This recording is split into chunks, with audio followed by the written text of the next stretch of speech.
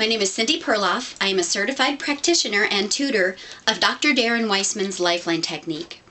Today I want to share with you an exercise that I use to help myself practice describing very simply the 16 steps of the LifeLine Technique.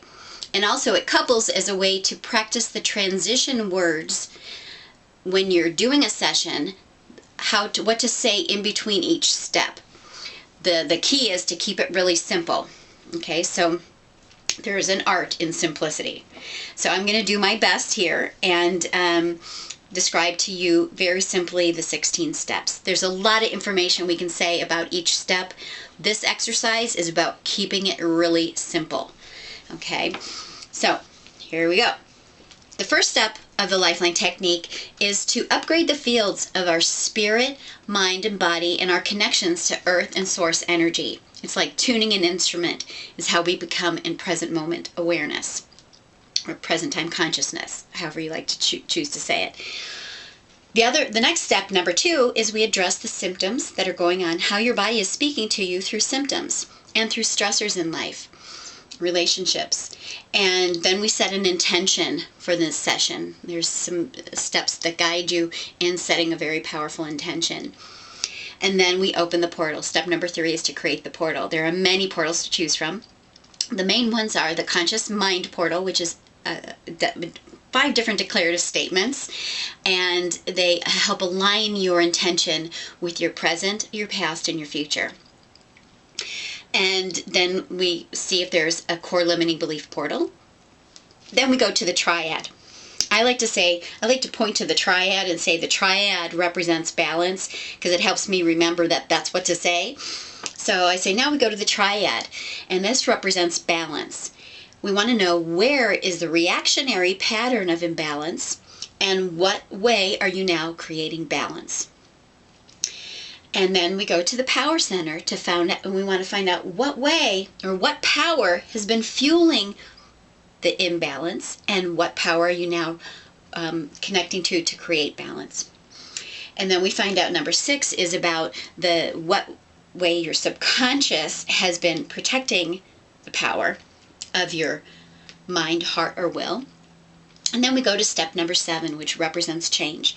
The 5 elements represent change. I'll have you repeat a little sentence that just acknowledges that change is the essence of our life. And then we find out what way are you ready to change? Like fire, like earth, like metal, like water, like wood.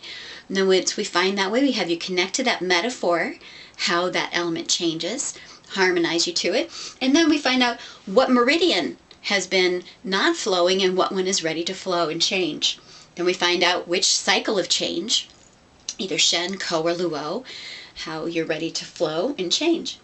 Then we stop for a moment and we ask why. Why has all of this been going on? And then we give you a really great answer. And then we want to know what expression channel has been your body and life been using to awaken you to your intention.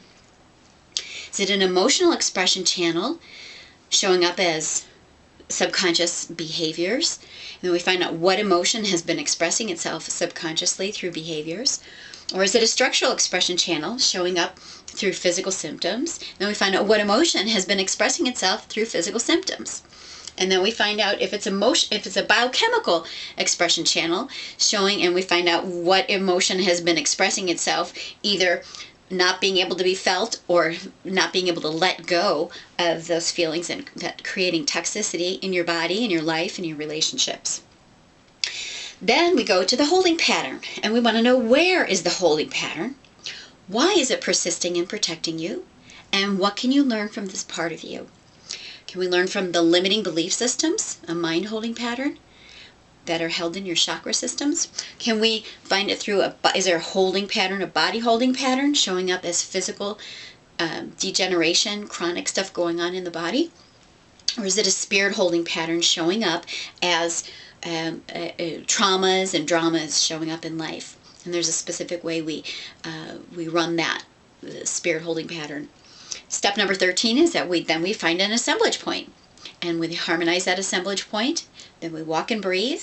There might be a loop there between the finding the assemblage point and walking and breathing, depending on how many assemblage points we find and depending on some other specific things in the session. And then step number 15, once we get there, we just ask if there's anything else that we need to do to, if there's any more resistance with the intention, anything else that we need to do before we move on and close the session. Then number 16, step number 16 is the 5 basics. They're acts of self-love and things that you can do to support yourself as you move forward with your intention.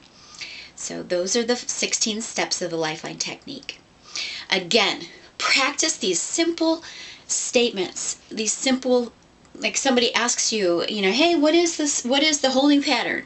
You can just say, hey, the holding pattern is what we find out where your subconscious is holding a pattern, either through limiting belief systems, through physical body degeneration in the body, or through traumas and dramas going on in your life, a spirit holding pattern that's showing up as that.